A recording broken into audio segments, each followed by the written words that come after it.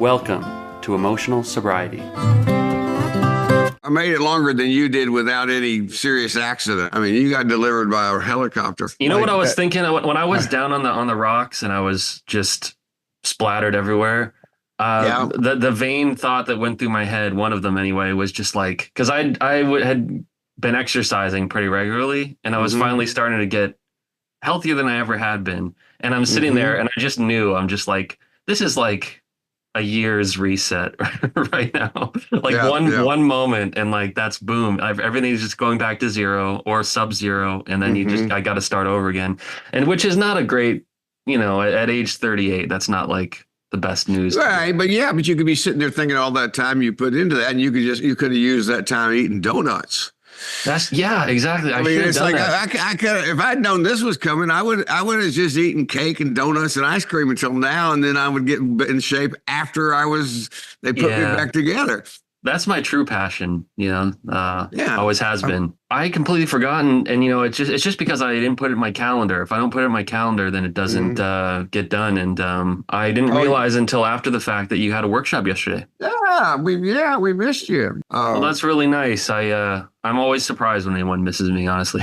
Still. So really, But the recovery voice, the good guy, Yeah, I like that, the good guy. Wisdom doesn't barge in and scream for you. You have to keep looking for it. You have to go to it. It will not come to you. Right. And by smarter than we are, I mean, that kind of implies that the more that we can incorporate that voice into our own, the wiser we become. It's the more capacity we have. I mean, that's not even just recovery stuff. I mean, how many times have you written something that you've come back and looked at and it's fucking smarter than you? It's like yes. I mean, that's got to happen. I mean, it's like I read stuff and I go like, I don't think I even knew that. It's like, it's not like I was channeling. I mean, how many times when while you're writing something, does a sentence or a paragraph end up in a certain way that is just perfect and you did not plan that way? I mean, I call them the punchline, the way you were da, da, da, da, da, da, da, and I go like, I didn't see that coming. That's the reason. That is the entire reason that I put up with it. Because it's a very unpleasant experience for me writing. I mean, it's pleasant when you arrive at that punchline, but the process to getting there, at least for me, is torturous. Yeah, it's very bad. Yeah, there's we should probably talk about that more often. It's like this. And of course, the hardest part for me is getting started always, and it's like there is a place inside it that I think is not unpleasant either. I mean, it's like, the thing I would say, I don't like to write. I like to have written. I didn't like to run, but I love to have run. Punchline time, the time when you get through that stuff, you feel proud and it's good. And so, for me, a lot of times, somebody smarter than me wrote it, but I'll accept this credit. You're the oracles. So what do you tell people that sit with you and they say they find their anger useful and that they don't really want to quench their anger even in the road to recovery because they feel like it kind of whether it's a false sense of control or maybe a real sense of control. Like, I mean, what's the role of anger? Anger is useful. Anger gets a bad rap. Everybody, all other feelings, we all say they're feelings. It's like what we do with anger that is the problem. Anger is and I teach this all the time. Anger is the energy that actually fuels boundaries. It's like if you don't have, it's like, so in other words, we think of anger as rage and all that other stuff. But if you step on my toe 3 times in a row and I say, Patrick, move the fuck over, and walk on your side of the sidewalk, that's anger energy. It's like, and it's serving me. It's saying, no, that's where I begin and you stop. So you need to do that. But what we've done is we've been taught to stuff it so far down that we don't experience it at normal rates. It's all exaggerated. The illusion of over reaction, whereas like I have so much anger stored up in me so that Allen says something that kind of irritates me and all of a sudden I'm going like, well, fuck you. It's like and everybody else is going like, where the hell did that come from? Well, I would say it's an illusion of overreaction. It doesn't belong in that because he just irritated me. But what am I really reacting to? Alan, you talk about this all the time. What I'm really reacting to is that historical, all those feelings that I have done nothing with in the past. So it's about how we deal with it. I think even my favorite people, the Stoics, give anger a bad rap. It's like, it's not a bad thing. It's what you do with it. Well, look, if you use anger to protect yourself. Yeah, we need it. There's that part in the big book. My sponsor hit me with it. It's that line about how it's the dubious luxury of normal men, right? It's kind of like saying like, you gotta just be chill, or else you're gonna relapse. Well, what I've done with my reading of the Stoic stuff is particular is I have felt arrogant because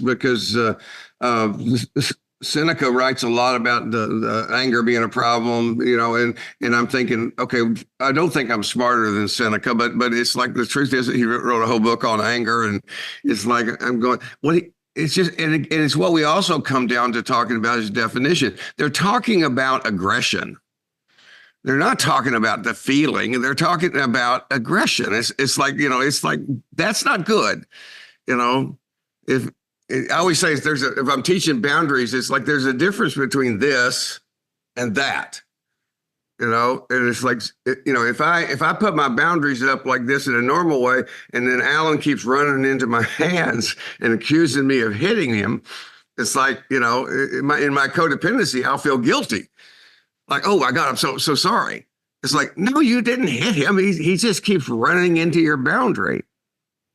Could a way of putting it be that it's how the anger manifests that is key, right? Because it's how you choose, it's what you choose to do with it. You see, I think the danger is to say it's just going to, no, the anger manifests, it's like sadness manifests, but it's like that's emotional sobriety. Our job is to choose what we do with these emotions. And part of what we teach people is something that we haven't known is basically we don't choose when the emotions show up, but we do get to choose what we do with it. And it's our responsibility. What they're talking about is people getting angry when people don't do what they want them to do. Yes. Clearly what that speaks to is so getting angry at our partner or loved ones for doing something we don't like is not very effective. Well, it's the expectation that Bill talks about. It's like you're getting angry at people for not meeting your expectation, right? That's why they put it in there, but it wasn't clear. You're right. It's a blanket statement. Since we're so judgmental of ourselves, anger is one of the things we judge the hell out of ourselves for, And so if we can actually and this goes to what you and I've talked about before too, Alan. This is where, in the midst of saving ourselves from self-condemnation, we have to hold on to healthy self-criticism. We have to be able to look for, and we need to take it from each other when somebody gives us some feedback and says, wait a minute, that doesn't really make sense. Like, instead of just like, oh my God, you're hurting me. It's like, okay, I'm going to listen to what you say. We have that among ourselves. If either one of you has something to say to me about something I've done or said, I may not like it, but I may not, it may scare me, but I will listen to what either one of you say. Because I respect you. This is the issue that Joe and I brought up when we were in Florida, that some of these things are very, very black and white, and they're not. Well, and as writers, one of the things that I think is really good that all three of us can talk about, especially my editor at HarperCollins had this deal. He said, if you didn't have me, every paragraph you would have in your book would start with the following paragraph may or may not fit for you. It's like he says, when you're writing about this stuff, you're going to have to make some generalizations. That is true. We can't just sit there and make we can't write a self-help book specifically for each person. You know what I heard? This reminds me of a quote. The first step towards having good taste is qualifying your own opinion. You ever hear that? So in a sense, you just got to jump. You just got to assume that you know what you're talking about. and and know that it's not going to hit everybody the same, or that it's Well, and what I'm saying about if we have relationships that are, and this is emotional sobriety for sure, it's like if we have relationships that are built on respect and kindness, it's like we can also take that risk, because if we may decide we're wrong, we may decide I had an opinion that I either want to amend, or I just want to go out, because I've done that before. I could take something and I could listen to one of you and I can go like, no, I want to trade my opinion in for the one you just said, because I mean that one's better than mine. I like it. I do that all the time. There's a couple of groups I go to where I'm just like, I don't I don't like throwing my hat in the ring, because their hats look so much better. There's a lot of black and white issues like that. Like we said last time, this whole thing about take the cotton out of your ears and stick it in your mouth. Well, that's good for somebody that's not been abused. But if you've been abused and told to shut up and children should be seen and not heard, that's a terrible message to someone. Right. It ends up re-injuring. Gonna land right. Yeah. That's the issue. And so things like, all anger is bad, right? Well, no, it's once again, it's having an appropriate relationship to reality, which means there are times when if somebody's coming up to me and threatening me. I'll give you an example.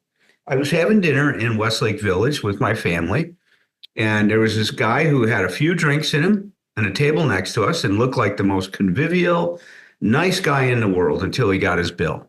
And when he got his bill, he started ranting and raving about some items on it, which fine if you want to question some stuff, but he was loud and obnoxious, cussing at the waiter, abusing the guy, totally inappropriate. And I'm sitting there with Cece and Maddie. Pissed me off. I got up, I walked over to the table. I said, excuse me, I'm having dinner over there with my friends, and you are being disruptive, and I don't appreciate it.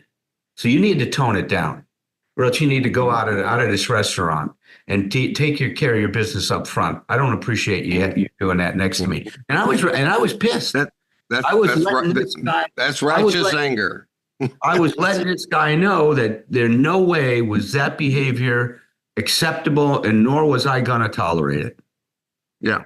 I felt good about that. I felt like I did my job as a man, protecting my family. That's the key, Alan, because the idea is because, boy, I mean, tell me I've had lots of experiences like this, because when you're not handling your anger correctly, what happens is I could have an exchange like that, and then what I do is I carry it home with me, and I'm going over and over and over again. It's like, what's the deal is you punctuated that by, I felt good. I felt better. So when any feeling you process, you should feel better. It's like after I need to take a dump, if I take a dump, I feel better. It's like it's digestion. It's like once it's out, oh, you feel better now? Yeah, I got no more space. And he toned it down, man. He toned it down. And you were respectful. You were, but your presentation was not. You weren't codependently going to go, I'm going to make this night. I'm going to make nice with this guy. I'm going to let him know. And I mean, if I don't know you and you walk up to me and tell me you're mad, I'm going to believe you. It's like, and I let the people know at the table that, you guys are just sitting here and let him carry on like this. That's not shame on you guys. It's because everybody was intimidated by the guy. He was obviously a very wealthy guy that had a lot of power, and nobody told him that the emperor has no clothes. Mm-hmm. But he was buck naked. When he was butt naked, man, he was. I mean, it wasn't a little bit inappropriate. It was the way he was talking. Yeah. 5 minutes ago, the waiter was his best friend, and he knew this guy, and he treated him like crap. It was so appalling. But I don't care. You can treat him like that. Do it away from me and away from my table, and disrupting us, the atmosphere around us. Right. Well, that's a great example of, you keep your powder dry generally, but in situations like that where there's a really acute kind of damage that's going on, you got to be able to step up, and that's where the anger on the committee needs to stand up. Well, that's what Alan said. It's the appropriate use of this stuff. Marianne Williamson uses the term negative feelings. In this work, if we're telling people it's not okay to be angry, we probably are telling them exactly what they learned in their family.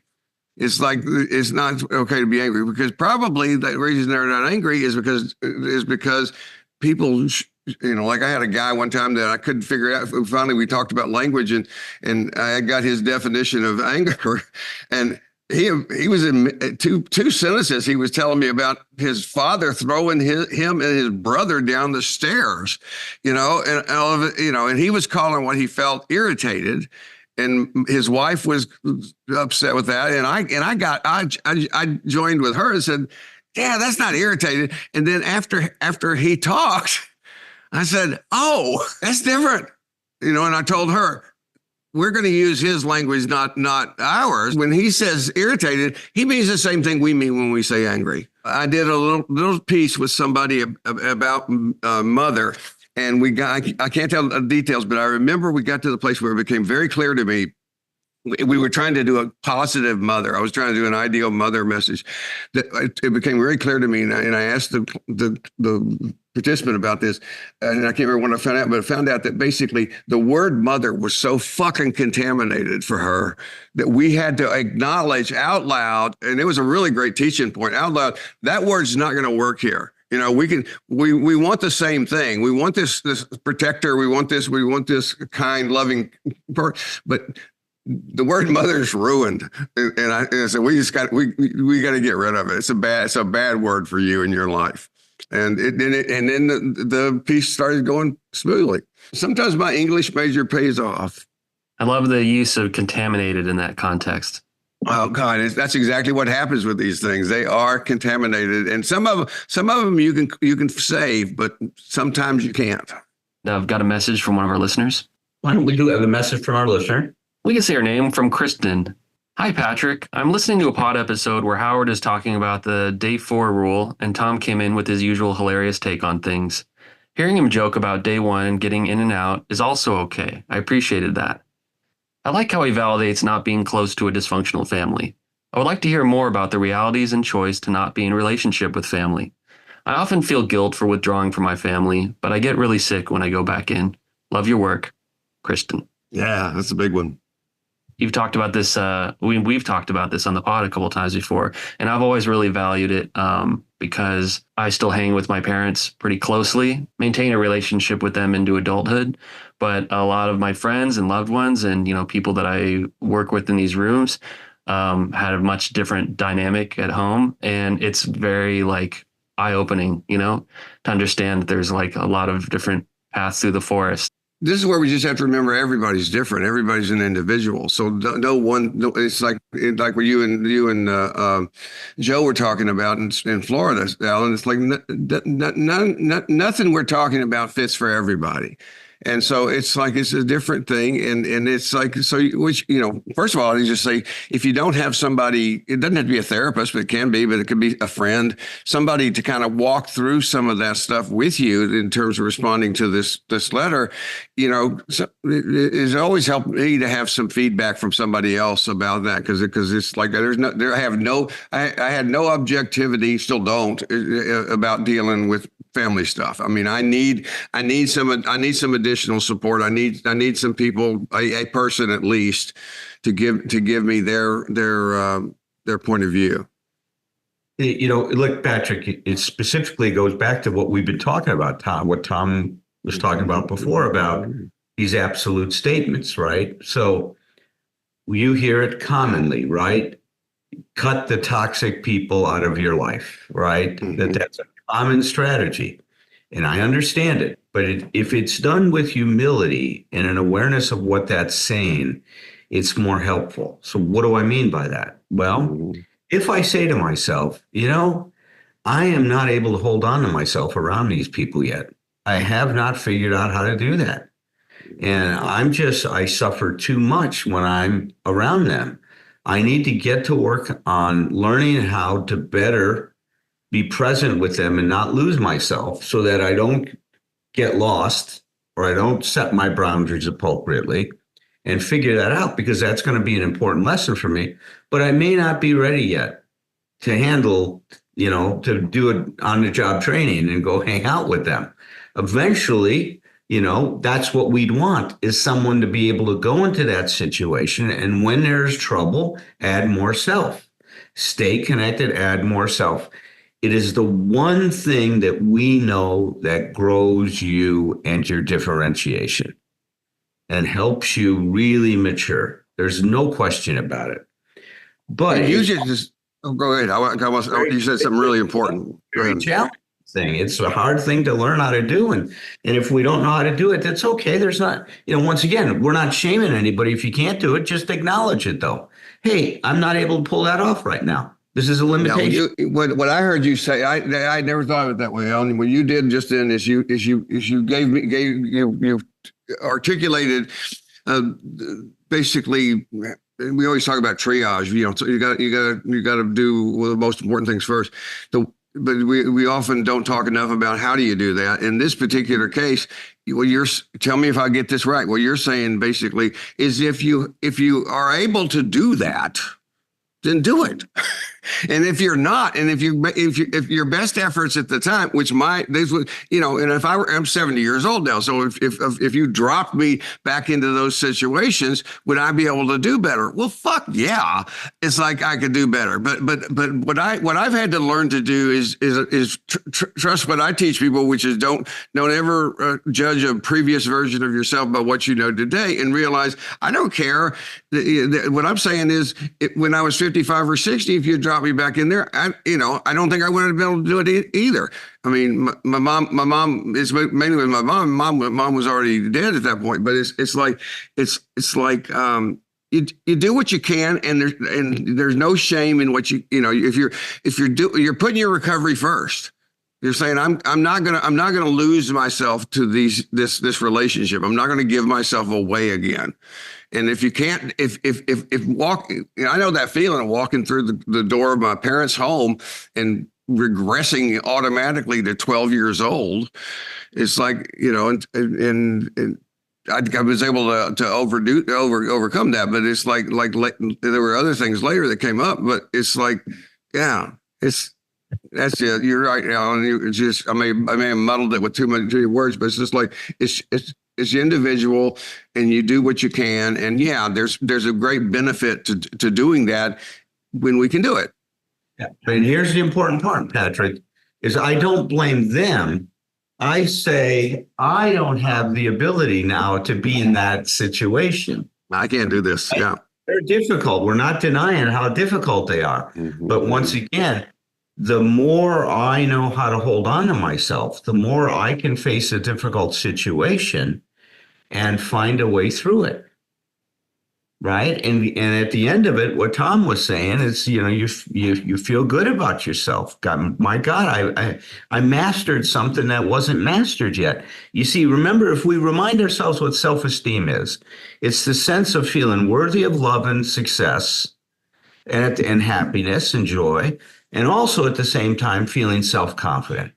You only get self-confidence by mastering situations, by dealing with them, not by by saying, affirmations. Those are great. I'm not putting them down, but saying I'm great isn't going to make me feel as great if I go to a difficult situation. I get myself in the middle of it, like I was with that guy at the table next to me. Mm-hmm, mm-hmm.